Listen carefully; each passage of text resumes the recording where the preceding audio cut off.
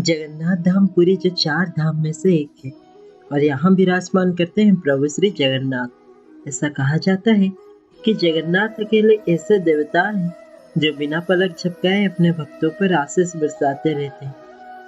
पूरे संसार में ये ऐसे भगवान हैं जो पूरे संसार के डोर को हाथ में लेते हुए खुद भक्तों के भाव में बंधे हुए, जो भाव की खातिर कभी यशोदा माँ के कान्हा बन जाते तो कभी सुदामा का कृष्णा।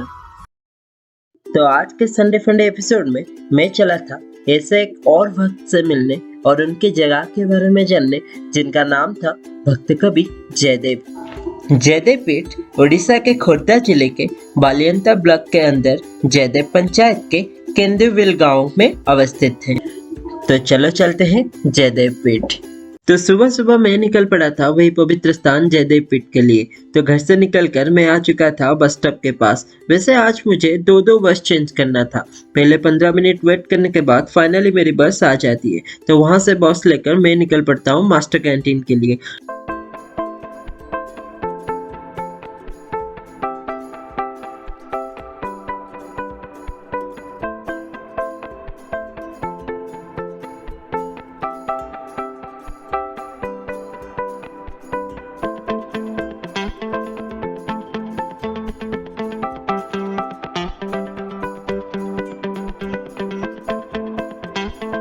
20 मिनट के जर्नी के बाद मैं फाइनली पहुंच जाता हूँ मास्टर कैंटीन बस स्टॉप के पास। पर जब मैं यहाँ पहुंचता हूँ तो यहाँ पर भी लोगों का भीड़ कुछ कम नहीं होता है। तो फिर मुझे ये भी नहीं पता होता है कि मेरे वाले बस का नंबर क्या है और इसका समय क्या है। तो ये इधर उधर पता करने के बाद मुझे ये पता चलता है कि मेरा बस का नंबर 35 है, यानी कि 35 है, और ये कुल 9:40 से यहाँ से निकलने वाला है। फिर जब मैंने अपना घड़ी देखा तो उसमें कुछ 9:30 बजे था। ये देखकर मैं काफ़ी खुश हो गया। फिर उसी वक्त मैं काफ़ी हैरान हो गया कि ये कैसे हो सकता है, टाइम पर कभी सही ना होने वाला लड़का इतना टाइम का पक्का कैसे हो सकता है।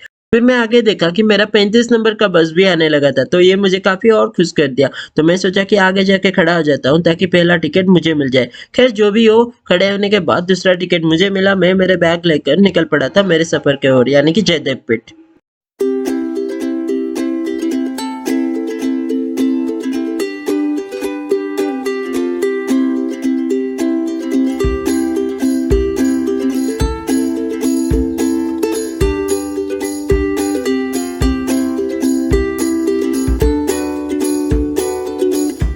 कम से कम 30 से 35 मिनट के बस के जर्नी के बाद मैं आके पहुंच जाता हूँ जयदेव पीठ पर। अंदर आते ही मेरे सामने खड़े इन सब पेड़ को देखकर मुझे ऐसा लगा जैसे कोई सुंदर कारीगर ने अपने निपुणता से इन सब पेड़ को आपस में जुड़ाते हुए इस समाज को एकता की वार्ता दे रहा है। वाकई में आते ही ऐसा नजारा मेरे मन को भा चुका था। थोड़ा आगे आने पर मुझे भगवान विष्णु और माँ लक्ष्मी की ये सुंदर सी प्रतिमा नजर आया, और इस प्रतिमा के चारों ओर थे भगवान विष्णु के 10 अवतार।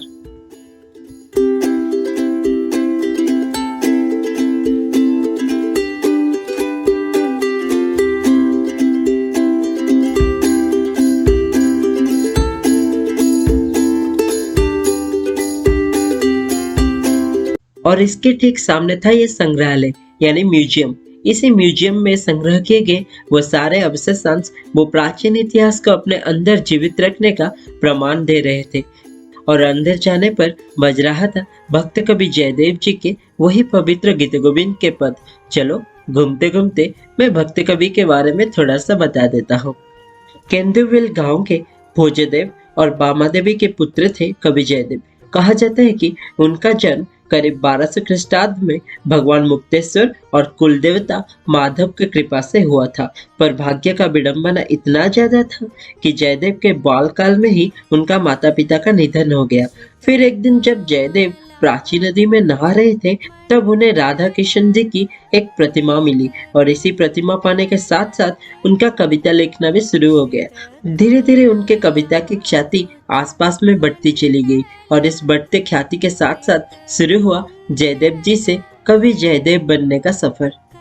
पर कविता के लेख उनके दारिद्रता के विषमता के ऊपर मरहम ना लगा सका। फिर एक दिन भगवान श्री जगन्नाथ के स्वप्नादेश पर जयदेव पुरुषोत्तम क्षेत्र यानी कि वर्तमान के पुरी आ जाते हैं। फिर वहीं से शुरू होता है महाकाव्य गीत गोविंद की रचना। फिर जयदेव जी का मुलाकात होती है देवी पद्मावती से। पद्मावती उस समय के उत्कल के दक्षिण तट और अब के मानो तो कर्नाटक के देवशर्मा की बेटी थी। पद्मा के जन्म से पहले देवशर्मा भगवान जगन्नाथ के पास मन्नत मांगे थे कि अगर उनका एक बेटी होगा तो उसे वो देवदासी बना के भगवान के चरणों पर समर्पित कर देंगे।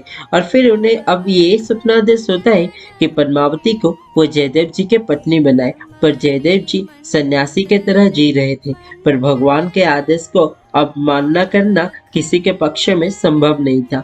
आखिर में पद्मावती जयदेव जी के पत्नी बने और फिर इसी के साथ जयदेव जी और तटस्थ होकर कविता रचना करने लगे। जयदेव जी के कविता के रचना आगे बढ़ने लगी थी।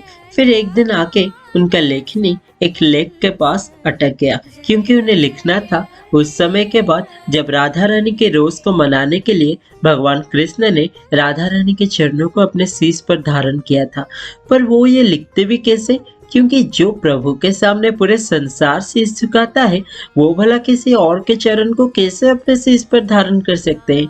ये लिखना कभी मन को द्वंद्व में डाल चुका था, पर वो करते भी क्या, क्योंकि ये लिखने की स्फूर्ति तो स्वयं भगवान जगन्नाथ से ही मिला था।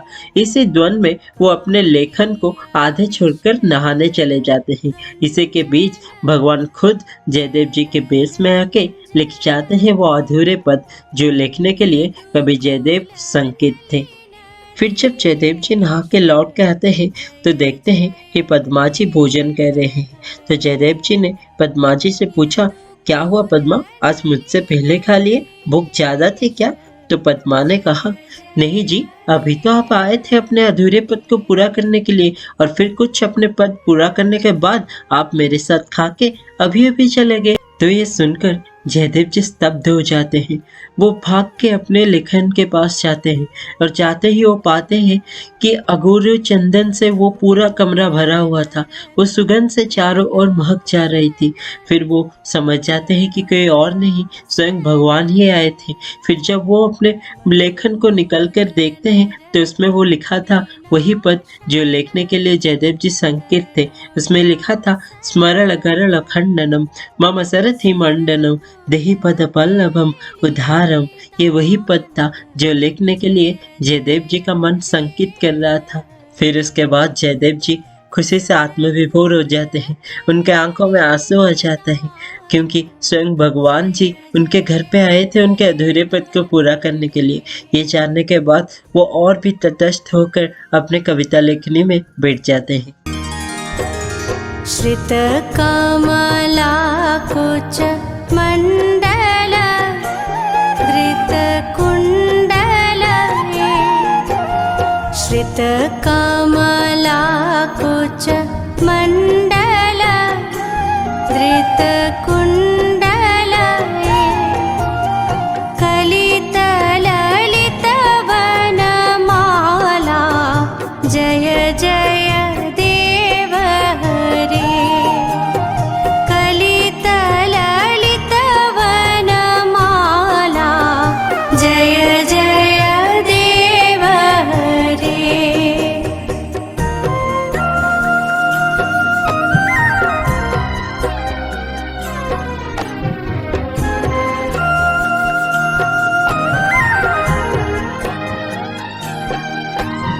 दिनमणि मंडल मंडन भवखंडन, दिनमणि मंडल मंडन भवखंडन, मुनिजन मानस हंस जय जय देव हरे। मुनिजन मानस हंस जय जय देव हरे। फिर वहाँ एक गाइड के साथ मैं निकल पड़ा था जयदेव पीठ के चारों ओर घूमने। मुझे उनसे पता चला कि ये जगह कुछ 17 एकड़ का है। तरह तरह के फूल और पेड़ से इसे सजाया गया है और पेड़ के बीच में से ये छोटा सा रास्ता ऐसा लग रहा था जैसे कोई राजघराने के शाही बागान हो। वाकई में तरह तरह के छोटे बड़े पेड़ एक कृत्रिम जंगल का भ्रम बना रहे थे।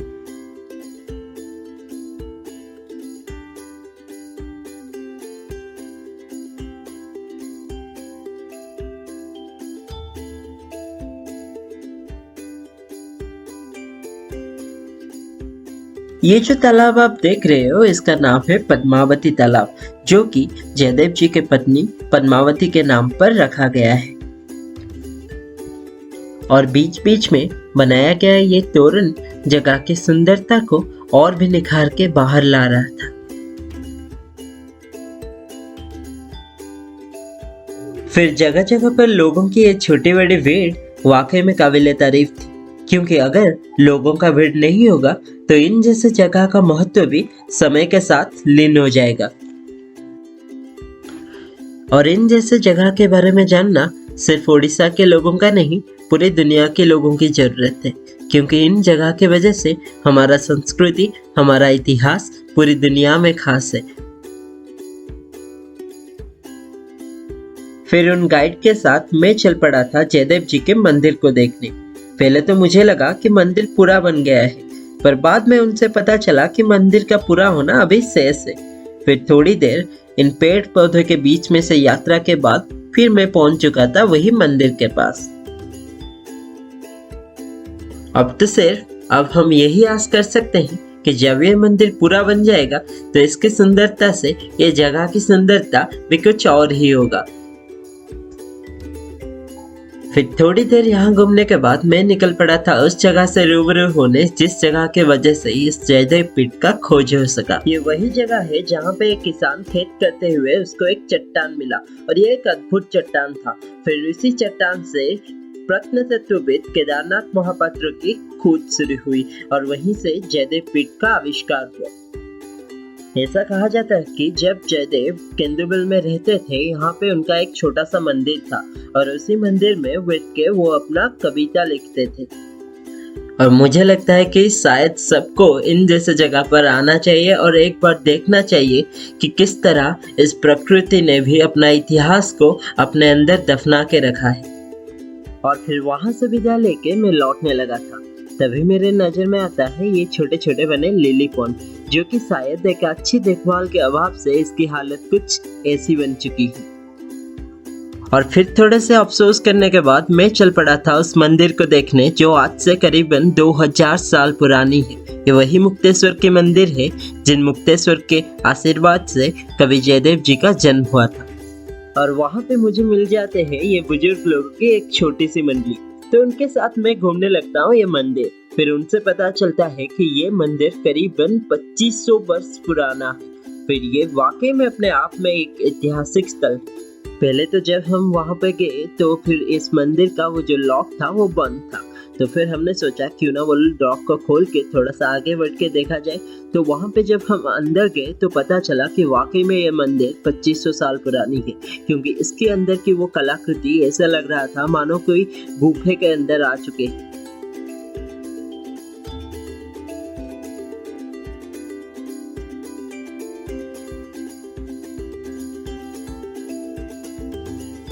फिर मंदिर पे थोड़े से घूमने के बाद मेरे बस का टाइमिंग भी हो चुका था, तो फिर बस शाम के वक्त भी हो चुका था और मेरी बस भी आ चुकी थी। तो मैं फिर मेरे बस पे सवार होकर मैं निकल पड़ा मेरे घर।